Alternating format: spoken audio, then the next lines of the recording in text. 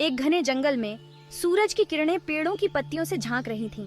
चिड़ियां खुशी से गा रही थीं। गिलहरी पेड़ों पर ऊपर नीचे भाग रही थीं। हवा में ताजगी और साफ सुगंध थी। कितना सुहाना दिन था। जंगल के बीचों बीच एक छोटी सी नदी बह रही थी। धूप में पानी चमक रहा था। रंग बिरंगे फूलों के चारों ओर तितलियां मंडरा रही थीं। रहने के लिए कितनी शानदार जगह थी। जंगल कई जानवरों का घर था। वे सभी एक साथ रहते थे, बड़े और छोटे। कुछ तेज थे और कुछ धीमे, लेकिन वे सभी दोस्त थे। यह जंगल है जहां हमारी कहानी शुरू होती है, दोस्ती और सीखने की कहानी। मुझे देखो, मैं कितना तेज हूँ। रोबी रैबिट बहुत तेज था। उसे जंगल में उछलना और कूदना बहुत पसंद था। वह शेखी बघाड़ते हुए कहता था, जो कोई भी सुने। टिम्मी टॉर्टॉइस अलग था। वह धीमा और स्थिर था। वह अपना घर अपनी पीठ पर लेकर चलता था। धीरे और स्थिर विजय प्राप्त होती है, टिम्मी मुस्कुराते हुए कहता था। एक धूप वाले दिन रोबी रैबिट ने टिम्मी टॉर्टॉइस को धारा के पास देखा। अरे धीमे चलने वाले, रोबी ने पुकारा। उसकी आवाज में शरारत भरी हुई थी। नमस्ते रोबी, क्या हुआ? टिम्मी, चलो दौड़ लगाते हैं। हम जंगल के किनारे पर बड़े ओक के पेड़ तक दौड़ेंगे। रोबी रैबिट उस दिन खुद पर बहुत गर्व महसूस कर रहा था। उसने अपनी छाती फुलाते हुए कहा, एक दौड़? लेकिन रोबी, तुम जानते हो कि मैं तुम्हारी तरह तेज नहीं हूँ। रोबी रैबिट हंसा। यही तो बात है टिम्मी, सब जानते हैं कि मैं सबसे तेज हूँ। जीतना बहुत आसान होगा। टिम्मी टॉर्टॉइस ने एक पल के लिए सोचा। उसे दौड़ लगाने का विचार पसंद नहीं आया, लेकिन वह नहीं चाहता था कि रोबी यह सोचे कि वह डरा हुआ है। ठीक है रोबी, चलो दौड़ लगाते हैं। भाग 4, तैयार स्थिर जाओ। दूसरे जानवर देखने के लिए इकट्ठा हो गए। सैमी गिलहरी रेफरी था। वह चिल्लाया, तैयार स्थिर जाओ।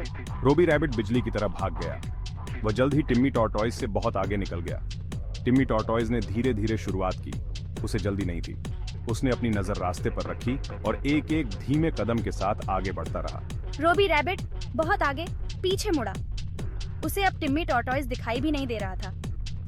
मैं बहुत आगे हूँ, रोबी ने खुद से कहा, बहुत खुश होकर।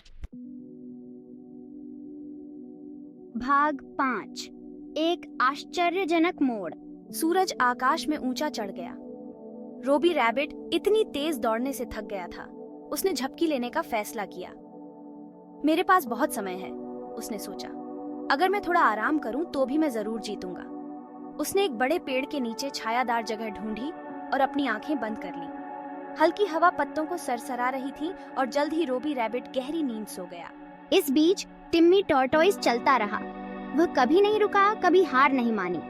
वह धीमा था लेकिन स्थिर था। कदम दर कदम वह फिनिश लाइन के करीब पहुंचता गया। दूसरे जानवर टिम्मी टॉर्टॉइस के लिए जयकार कर रहे थे। वे उसके दृढ़ संकल्प से प्रभावित थे। भाग 6, धीरे और स्थिर विजय प्राप्त होती है। सूरज डूबने लगा। आसमान को सुंदर रंगों में रंग रहा था। टिम्मी टॉर्टॉइस बड़े ओक के पेड़ के करीब पहुंच रहा था। वह फिनिश लाइन देख सकता था। अचानक रोबी रैबिट जाग गया। वह जितना सोचता था उससे कहीं ज्यादा देर सो गया था। उसने इधर उधर देखा और घबरा गया। वह टिम्मी टॉर्टॉइस को फिनिश लाइन से कुछ ही कदम दूर देख सकता था।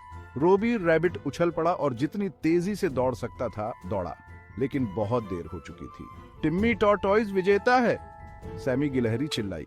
दूसरे जानवरों ने जयकार किया और ताली बजाई।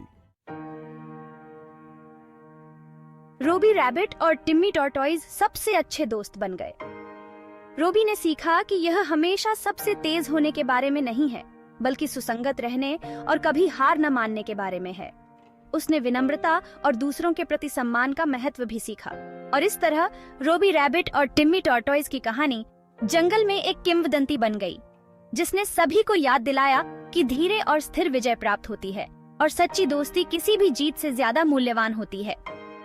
टिम्मी टॉर्टॉइस दयालुता से मुस्कुराया। कोई बात नहीं रोबी, हम सब गलतियां करते हैं। महत्वपूर्ण बात यह है कि हम उनसे सीखें। रोबी रैबिट को शर्म आ रही थी। वह खुद पर इतना भरोसा कर रहा था, अपनी गति पर इतना गर्व कर रहा था। उसने उस दिन एक बहुमूल्य सबक सीखा था। वह टिम्मी टॉर्टॉइस के पास गया और बोला, बधाई हो टिम्मी, तुम जीतने के लायक थे। मैं घमंडी था और मैंने दौड़ को गंभीरता से नहीं लिया। भाग 7, एक सबक सीखा।